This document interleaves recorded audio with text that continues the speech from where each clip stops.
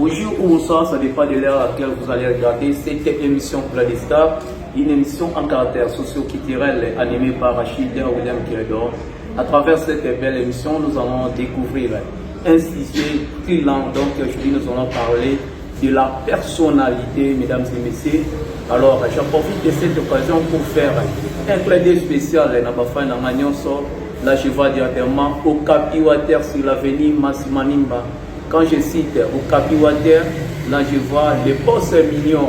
Donc, Yenim Tassimbi, Rachid William Kirie, pour nous aller donc, Namoni, pour un ciment rose, donc, ingénieur Makassi, Pisi Kazali, Bambo Tenebele, un nom que le designer est mon pote. Dans l'autre, super dédicace à toi, Jordan Damso, mon pote privé, Jima Mangungu, papa Nephraïm, côté maman Jocelyne Kenge, honorable, il a bien encaillé le boss, Balobi Nigoso, Koutainae, qui n'avait changé, héritier les nobles, un grand journaliste, mon coach privé, allez là trop, ok. Merci mesdames et messieurs, installez-vous maintenant confortablement et l'aventure commence. Comme nous venons de dire qu'aujourd'hui on va parler de la personnalité ou bien les tempéraments. Ok, je vais tout d'abord expliquer les tempéraments, c'est quoi? Les tempéraments ou bien la personnalité.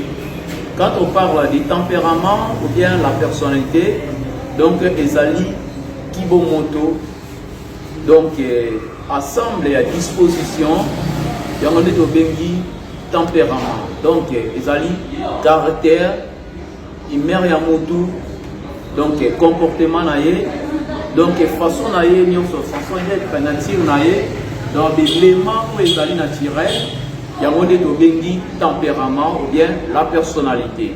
Ok, pourquoi tu préfères les lots, le bilabo Italie, la personnalité ou bien les tempéraments?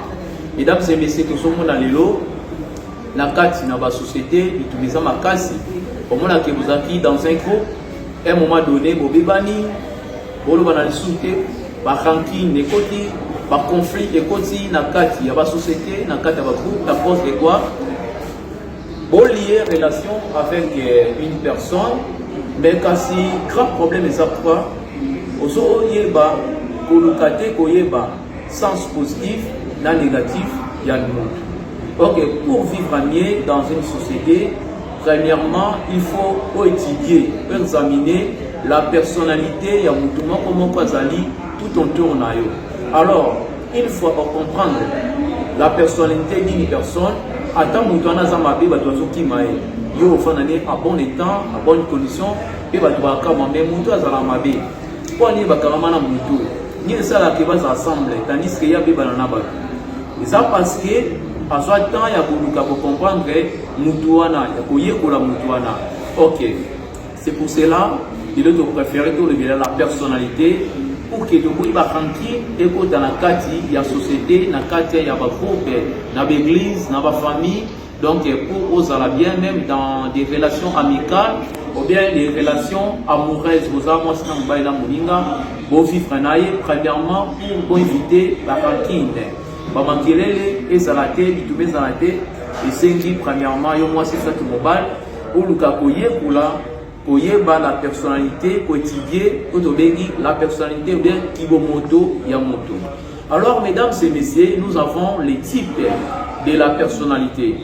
Alors, préparez-vous à être surpris, inspiré et peut-être même à changer votre façon de voir les choses. Donc, Lelo, Rachid, William, votre émission préférée Couleur des Stars, et Kotal Sabino qui est monde entier, Afrique, Amérique, Europe, Asie, Océanie. Donc, nous allons avoir 4 types de personnalités. Donc, à part 4, nous allons souhaiter. Nous allons la première personnalité, la personnalité flegmatique, ou bien flegmatique. Mesdames et messieurs, la personnalité flegmatique, c'est quoi? La personnalité, excusez, flegmatique, elle dit qu'englober tous les individus ou bien toutes les personnes qui ont un caractère calme, donc des personnes qui contrôlent leurs actions. Exemple, dans la société, au Koutana Moutoumouboui, azali mutumo ya kimia alobakate mutala to luke makambo po agir soit pour répondre yo mabe et soit pas étant batwana bazali na personnalité babengi flegmatique donc tant au fond dans la mutwana au vivre na mesdames et messieurs il faut faire attention na ba genre ya personnalité o pourquoi parce que bazali batumo ko boye balobaka trouter basomba mingi kimia mais tant ozo lukaye makambo soki a réagi bagnos ba kama mais mutalo bagate mais mutalo so na maté mutalo ba ok au monde va ba kama mais mutalo bagate bunate mais akomi na niveau e quoi nini batu ba kama donc ils allaient charme ou ya batu azali na personnalité flegmatique donc alobane te mutumo calme très tranquille donc il y a mutumo à contrôler la émotion na ye alors deuxième personnalité tobengi yango la personnalité colérique. La personnalité colérique est ali contraire à la personnalité flegmatique. La personnalité colérique est ali englober batou na kati ya société basali batou moko. Donc ce sont des personnes qui se fâchent facilement. Ikamuke beaucoup asiliki. Est-ce que tout autour na yo ezala ba jara batwana vivre na mutu mo boye de l'eau muki momo et compréhension oh mais mutu na minute toi qui bien a changer maman humeur ko epwani donc ezali tempérament ba bazana tempérament auto bengi tempérament bilien la expliquer bino tempérament ezali assemblé à disposition bien à la personnalité donc ezali englober humeur et caractère ya bomoto esprit na ye mobimba yango le bengi les tempéraments donc ils ali bato asilika facilement et le comme que pour asiliki donc batana faut ça on maïli alors pour faire na ye bien et c'est ngakani faut le kakoye kolaye et là on dit ça que à se fâcher rapidement et là on dit ceux qui asiliki pour nasala pour que mutwana à se calmer. Alors, nous alors, quand tu vis avec quelqu'un, ou bien dans une société, dans un groupe, comme dorénavant, on avait parlé de quoi? De la tendance. Dorénavant, on avait parlé de la tendance du groupe, donc la tendance grégaire. Vous êtes dans un groupe. Donc, ensemble, vous vivrez ensemble. Alors, chaque mutasa na comportement nae, azali na personnalité nae. Donc, pour que vous vivre mieux, premièrement, nous avons étudié muninga sa bébé nayo, alinga kanini, et alinga kanini. Si on comprendre, au moins qui vous avez problème. Donc, attention avec les personnes, où azali na la personnalité colérique. Ou basilika bamba bamba bazali très violente ba personne ana au saloma be alors pour inviter et sengi oyekulae malam malam. OK, nous allons maintenant passer à la troisième personnalité, c'est la personnalité otobengi sanguine. La personnalité sanguine, mesdames et messieurs, joue la même rôle que la personnalité colérique. Donc bato azali na la personnalité sanguine. Ce sont des personnes bazali ya kanda makasi mais kasi bango na tir na bango ezali na expliquer na tir na bango ezali quand il vient avec les gens bango balinga ko babengi leadership balinga baza toujours ba leader.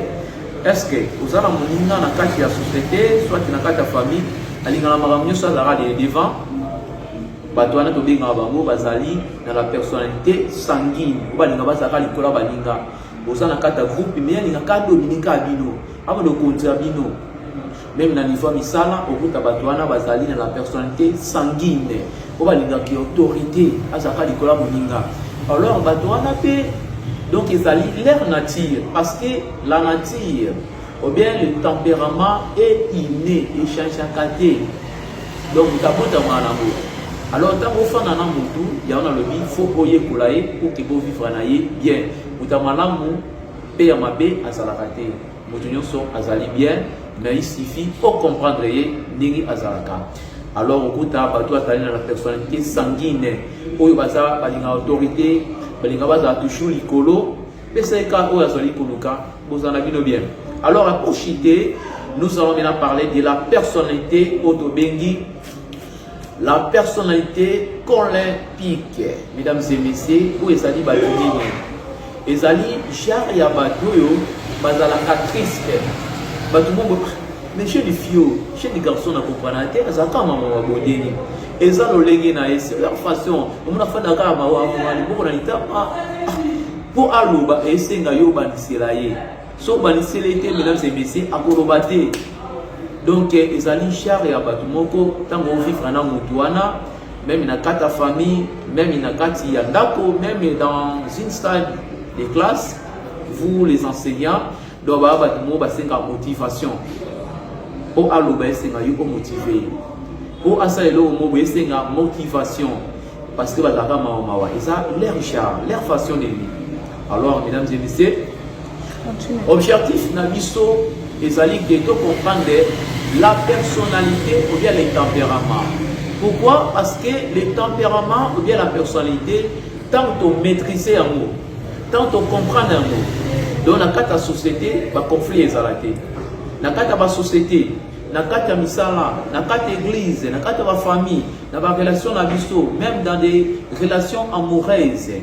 Au monde qui va conflit les arrêtés. Vous avez un problème. Pourquoi? Parce que pour faire comprendre, pour examiner la personnalité d'une personne. Quand vous voyez en profondeur, mesdames et messieurs, donc objectif, c'est qu'il faut voyer de 4 types de personnalités. Personnalité flegmatique, donc ça lit, il y a Kubandela, autant la émission, soit vidéo, donc il faut comprendre les 4 types de personnalités. Alors, mesdames et messieurs, nous avons chité vous été, nous avons préféré, nous avons Sousou, Daniel Sino, Kamoto, Papa, Daniela, Moté, Maman, Christelle, nous avons Sousou, Merka, donc, maman, dans les autres, bisous.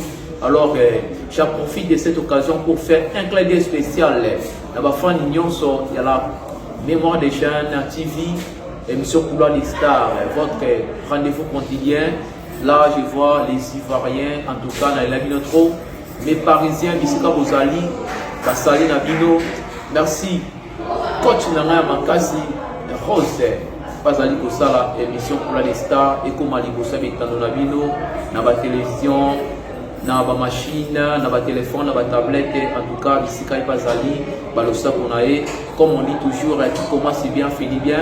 Nous voici, nous sommes arrivés à la fin de notre émission pour les stars avec notre sujet passionnant, la personnalité. En tout cas, j'espère que vous comprendrez la personnalité des alliés, ni façon, ni ne pouvez vivre dans la société. À la présentation, c'était les fautes. Rachid William Mercredor. Et on se retrouve à la prochaine. D'ici là, portez-vous bien. Bye.